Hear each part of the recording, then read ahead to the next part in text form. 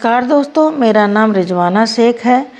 Think and grow rich book part 6 continue करती हूँ।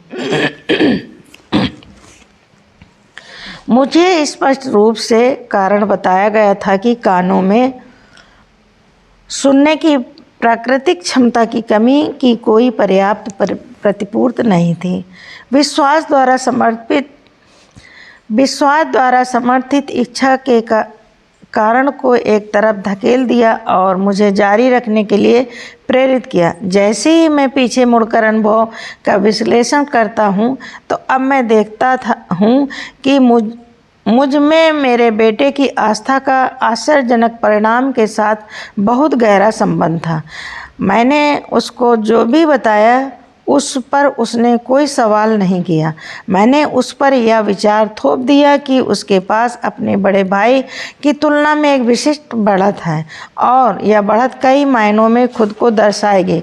उदाहरण के लिए स्कूल में शिक्षक जब देखेंगे कि उसके कान नहीं हैं तो इस कारण वे उसका विशेष ध्यान रखेंगे और उससे असाधारण दयालुता के साथ व्यवहार करेंगे। वे हमेशा करते हैं। उसकी माँ ने शिक्षकों से बात करके और उनके साथ बच्चों पर आवश्यक अतिरिक्त ध्यान देने की व्यवस्था करके वह सब देखा है। मैंने उसे यह विचार भी दिया कि जब वह अखबारों को बेचने लायक बड़ा बन जाएगा, उसका बड़ा भाई पहले से ही एक अखबार का व्यापारी बन गया था, तब उसके पास अपने भाई पर बड़ी बढ़त होगी। इस वजह से कि लोग देख सकेंगे कि इस तथ्य के बावजूद कि उसके कान नहीं थे, वह एक उज्जवल मेहनती लड़का था, वे उसे उसके सामान के लिए अतिरिक्त पैसे का भुगतान करेंगे। हम देख सकते हैं कि धीरे धीरे बच्चे की सुनने की क्षमता में सुधार हो रहा है। इसके अलावा अपने दुख के कारण उसके पास स्वयं के प्रति सजग होने की थोड़ी सी भी प्रवृत्ति नहीं थी। जब वह 7 साल का था, उसने पहली बार यह सबूत दिया कि उसके दिमाग की सर्विसिंग का हमारा तरीका सफल हो रहा था। कई महीनों तक उसने समाचार पत्रों की बिक्री की विशेषाधिकार के लिए विनती की, लेकिन उसकी माँ अपनी सहमत नहीं देती थी। उसे डर था कि उसके बहरेपन ने उसके लिए अकेले सड़क पर जाना असुरक्षित बना दिया था। अंत में उसने मामला अपने खुद के हाथों में ले लिया। एक दोपहर जब उसे नौकरों के साथ घर पर छोड़ दिया गया था, वह रसोई घर की खिड़की पर चढ़ा, हाथ पैरों के सहारे जमीन पर गया और अपने आप निकल पड़ा। उसने पड़ोस के मोची से कार्य पूंजी के लिए 6 सेंट उधार लिए। इसे अखबार में निवेश किया, बेचा, पुनर्निवेश किया और देर शाम तक दोहराता रहा। शेष निकालने और अपने बैंकर के उधार लिए गए 6 सेंट वापस करने के बाद उसे 42 सेंट का शुद्ध लाभ हुआ था। जब उस रात हम घर पर आए, हमने उसे अपने हाथ में कसकर पैसा पकड़े अपने बिस्तर पे सोता पाया। उसकी माँ ने उसका हाथ खोला, सिक्के हटाए और रोई। सब मिलाकर अपने बेटे की पहली जीत पर रोना बहुत अनुचित लगा। मेरी प्रतिक्रिया उल्टी थी। मैं दिल से हंसा क्योंकि मैं जानता था कि बच्चे के मन में खुद में विश्वास का रवैया स्थापित करने का मेरा प्रयास सफल हो चुका था। उसकी माँ ने देखा अपने पहले व्यापार उद्यम में एक छोटा सा बहरा लड़का जो सड़कों पर बाहर चला गया पैसा कमाने के लिए, अपने जीवन को खतरे में डाल दिया। मैंने एक बहादुर महत्वाकांक्षी आत्मनिर्भर छोटे व्यापारी को देखा जिसकी स्वयं में प्रतिष्ठा 100% बढ़ गई थी क्योंकि उसने स्वयं की पहल पर व्यापार किया था और जीत हासिल की थी। कार्रवाई ने मुझे खुश कर दिया क्योंकि मैं जानता था कि उसने साधन संपन्नता की विशेषता का सबूत दिया था जो जीवन भर उसके साथ रहता। बाद की घटनाओं ने इसे सच साबित कर दिया। जब उसका बड़ा भाई कुछ चाहता चाहता था वह फर्श पर लेट जाता, हवा में अपने पैर मारता, इसके लिए रोता और उसे पा लेता। जब छोटा बहरा लड़का कुछ चाहता तो पैसा कमाने की एक योजना बनाता, फिर स्वयं इसे खरीद लेता। वह अभी भी इस योजना का पालन करता है।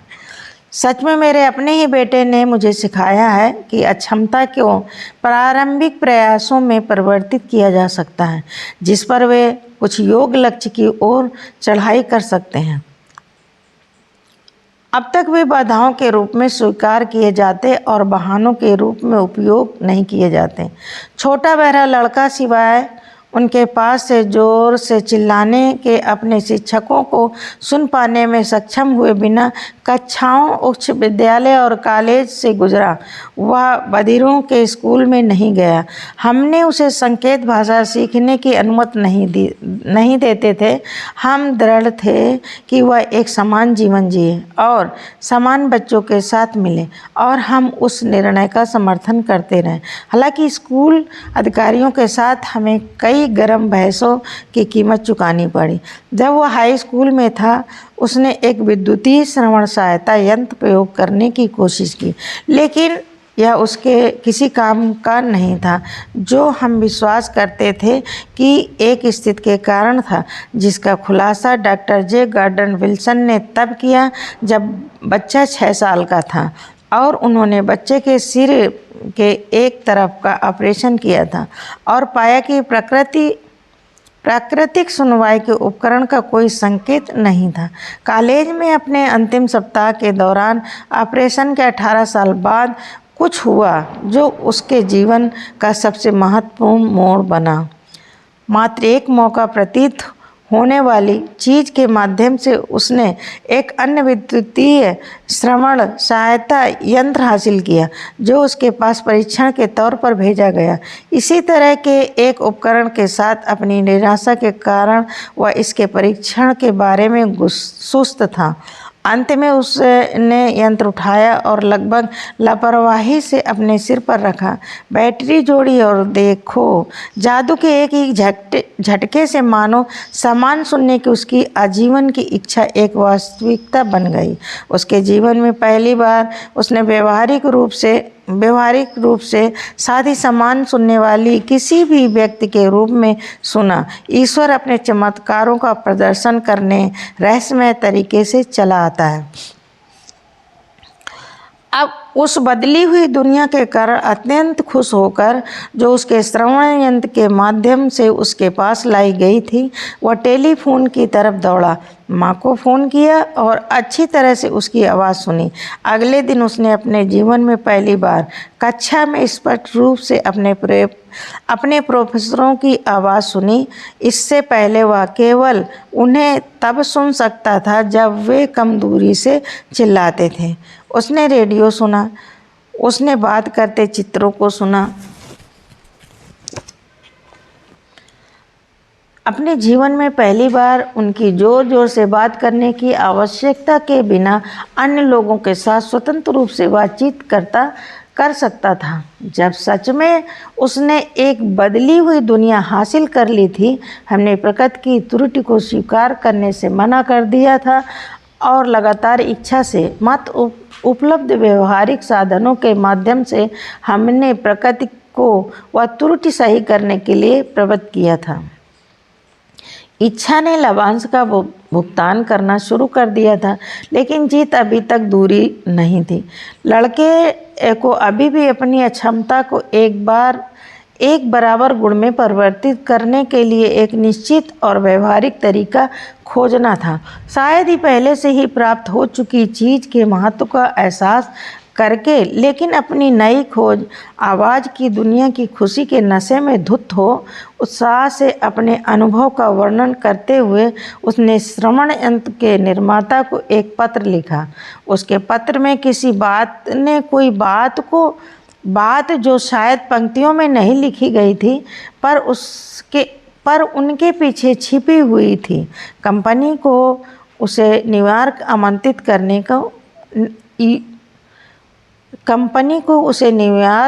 आमंत्रित करने को विवश किया। जब वह पहुंचा, उसे कारखाने में ले जाया गया और मुख्य अभियंता के साथ बात करते समय अपनी बदली हुई दुनिया के बारे में बताते हुए एक अंतर्ज्ञान, एक विचार या एक प्रेरणा जो चाहे कहें उसके दिमाग में कौंधा। यह इस विचार का आवेग था जिसने उसके दुख को एक खूबी में परिवर्तित कर दिया, जिससे आने वाले समय में हजारों पैसों और खुशी देने में लाभांश का भुगतान करना निर्धारित था। उस विचार के आवेग का तात्पर्य यह था कि यह उसके साथ हुआ कि वह लाखों लोगों की जो सुनने के उपकरणों के लाभ के बिना जीवन गुजारते हैं मदद कर सके। यदि वह उन्हें अपनी बदली हुई दुनिया की कहानी बताने का एक रास्ता खोज सके, तभी वह अपने शेष जीवन को बधिर लोगों को उपयोगी सेवा प्रदान करने के लिए समर्पित करने के एक निर्णय पर पहुंच गया।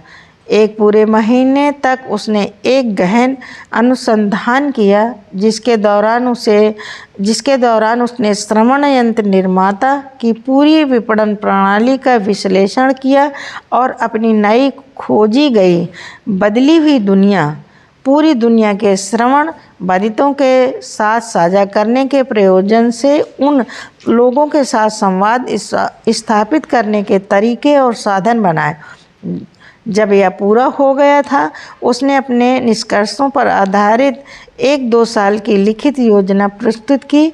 जब उसने योजना कंपनी के सामने प्रस्तुत की, उसे अपनी महत्वाकांक्षा पूरी करने के उद्देश्य से तुरंत ही एक पद दे दिया गया था। जब वह काम करने गया, तब उसका सपना बहुत छोटा सा था कि हजारों बहरे लोगों के लिए आशा और व्यवहारिक राहत लाना उसकी किस्मत में लिखा था, जो उसकी मदद के बिना हमेशा के लिए गूंगे बहरे रहकर बर्बाद हो गए होते। अपने श्रवण यंत्र के निर्माता के साथ जुड़ने के कुछ ही समय बाद उसने अपनी कंपनी द्वारा आयोजित की गई गूंगे बहरों को सुनने और बात करने में शिक्षण के उद्देश्य के लिए एक कक्षा में भाग लेने के लिए मुझे आमंत्रित किया। मैंने शिक्षा के ऐसे एक रूप के बारे में नहीं सुना था, इसलिए मैंने कक्षा का दौरा किया, उलझन में लेकिन उम्मीद के साथ कि मेरा समय पूरी तरह से बर्बाद नहीं होगा। यहाँ मैंने एक प्रदर्शन देखा जिसमें मुझे उस कार्य की एक बहुत विस्तृत दृष्टि दी, जिसे मैंने अपने बेटे के मन में सामान्य रूप से सुनने की इच्छा जगाने और जिंदा रखने के लिए किया था। मैंने गूंगों बहरों को उसी आत्म अनुप्रयोग के माध्यम से वास्तव में सुनना और बात करना सिखाया जाता हुआ देखा, जिसका मैंने 20 से अधिक वर्षों पहले अपने बेटे को गूंगा बहरापन से बचाने में इस्तेमाल किया था। इस प्रकार भाग्य के पहिए के कुछ अजीब मोड़ के माध्यम से मेरे बेटे ब्लेयर और मेरी किस्मत में अभी तक अजन्मे लोगों की गूंगा बहरापन को सही करने में सहायता करने के लिए नियत कर दिया गया है, क्योंकि जहाँ तक मुझे पता है केवल हम ही वह जीवित इंसान हैं जिन्होंने यह तथ्य निश्चित रूप से स्थापित किया है कि वह बीमारियों से पीड़ित लोगों का गूंगा बहरापन सामान्य जीवन बहाल करने की हद तक सुधारा जा सकता है।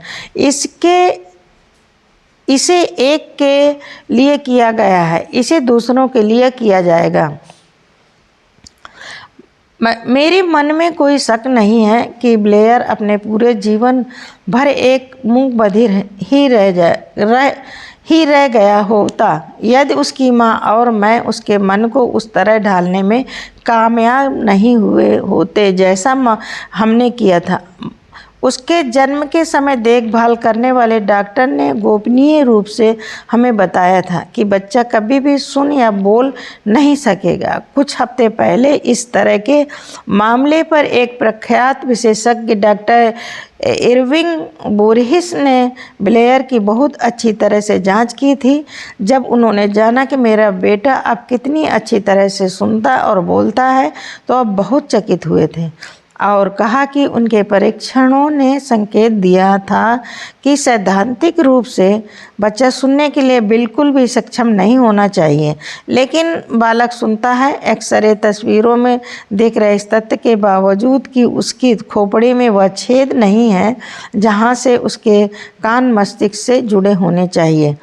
जब मैंने उसके दिमाग में सुनने और बात करने और एक सामान्य व्यक्ति की तरह रहने की इच्छा को रोपा था, तो उस आवेग के साथ कुछ अनजाने प्रभाव उत्पन्न हुए, जिसने प्रकृति को उसके मस्तिष्क और बाहरी दुनिया के बीच सेतु निर्माता बनने और मौन की खाई को जोड़ने के लिए कुछ ऐसे तरीके से प्रेरित किया जिसकी व्याख्या करने में उत्कृष्ट चिकित्सा विशेषज्ञ भी सक्षम नहीं है। प्रकृति इस चमत्कार का प्रदर्शन कैसे करती है, इसका यहाँ तक कि अनुमान लगाना भी मेरे लिए वित्रीकरण होगा। इस अजनबी अनुभव से मैंने जो ग्रहण किया उसका जितना विनम्र भाग मैं जानता हूँ, अगर उसे दुनिया को बताने में मैंने अपेक्षित किया तो यह अक्षम्य होगा।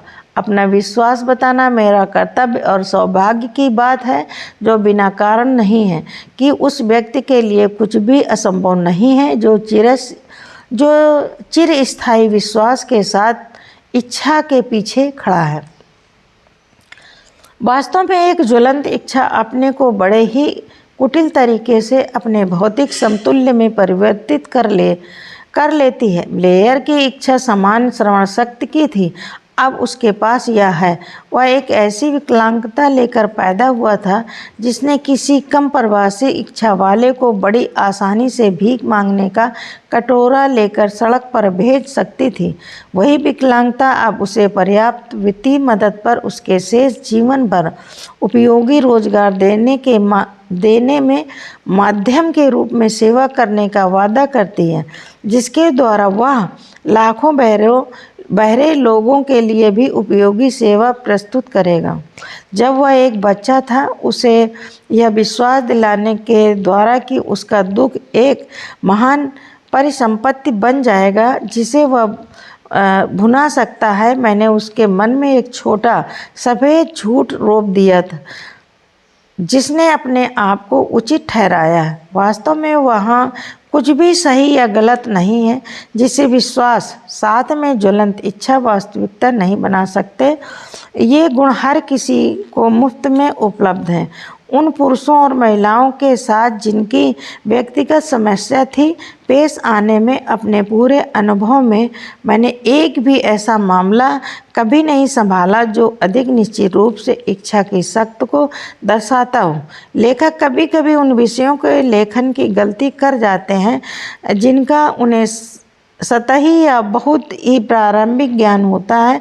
यह मेरा सौभाग्य रहा है कि मुझे इच्छा की शक्ति की सुदृढ़ता का अपने ही बेटे के दुख के माध्यम से परीक्षण का अवसर प्राप्त हुआ। शायद यह दैवी संयोग ही था कि यह अनुभव मुझे इस रूप में प्राप्त हुआ। जब इच्छा को परीक्षण के लिए रखा जाता है तब क्या होता है कि एक उदाहरण के रूप में पेश करने के लिए निश्चित रूप से उसकी तुलना में कोई भी बेहतर तरीके से तैयार नहीं किया था। यदि प्रकृति माँ इच्छा की कामना के सामने झुकती है, क्या यह तर्क संगत है कि लोग मात्र ही एक ज्वलंत इच्छा को हरा सकते हैं? मानव मन की शक्ति अजीब और सहज है। हम उस पद्धति को समझ नहीं पाते जिसके द्वारा यह अपनी पहुँच के भीतर हर परिस्थिति पर हर व्यक्ति हर भौतिक वस्तु का उपयोग इच्छा को अपने भौतिक समकक्ष में बदलने के एक साधन के रूप में करती है। शायद विज्ञान भविष्य में इस रहस्य को उजागर करेगा। मैंने अपने बेटे के मन में उसी तरह सुनने और बात करने की इच्छा रोपा जैसे कोई भी सामान्य व्यक्ति सुनता है और बोलता है। वह इच्छा अब एक वास्तविकता बन चुकी है। मैंने उसके दिमाग में उनकी सबसे बड़ी बाधा को उसकी सबसे बड़ी संपत्ति में परिवर्तित करने की इच्छा बोई। वह इच्छा मूर्तिमान हो गई। काम करने का वह ढंग जिसके द्वारा वह अद्भुत परिणाम प्राप्त किया गया था। वर्णन करना मुश्किल नहीं है, इसमें 3 बहुत स्पष्ट तथ्य शामिल हैं। पहला, मैंने समान श्रवण क्षमता की इच्छा के साथ आस्था को मिश्रित किया, जिसे मैंने अपने बेटे को दे दिया। दूसरा, मैंने उपलब्ध हर कल्पनीय तरीके से लगातार सतत प्रयास के माध्यम से वर्षों की अवधि में अपनी इच्छा उसे भेजी। तीसरा, उसने मुझ पर विश्वास किया।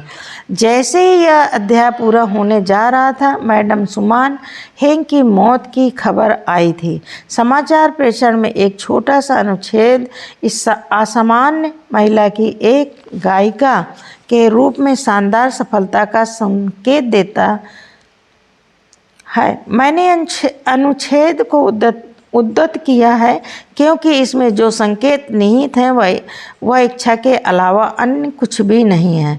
अपने शुरुआती कैरियर में मदाम सुमान हेंक ने वियना कोर्ट ओपेरा के निदेशक से उनके द्वारा अपनी आवाज़ का परीक्षण कराने के लिए मुलाकात की थी, लेकिन उन्होंने यह परीक्षण नहीं किया। भद्दे और खराब कपड़े पहने लड़की पर एक नज़र डालने के बाद उन्होंने कहा, कोई बहुत धीरे से नहीं। इस तरह के चेहरे के साथ और बिल्कुल ही बिना किसी व्यक्तित्व के ओपेरा में सफल होने की आप कभी उम्मीद कैसे कर सकती हैं? मेरे अच्छे बच्चे, यह विचार छोड़ दो। एक सिलाई मशीन खरीदो और काम पर जाओ। आप एक गायक कभी नहीं बन सकते, कभी नहीं। एक लंबा समय है। वियना कोर्ट ओपेरा के निर्देशक गायन की तकनीक के बारे में ज़्यादा जानते थे, इच्छा की शक्ति के बारे में जब इसे एक जुनून के अनुपात में मान लिया जाता है, वह कम ही जानते थे।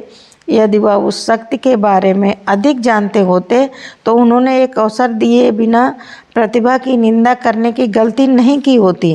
कई साल पहले मेरे एक व्यापार सहयोगी बीमार हो गए थे। समय बीतने के साथ उनकी स्थिति और भी बदतर होती गई और अंत में उन्हें एक ऑपरेशन के लिए अस्पताल ले जाया गया।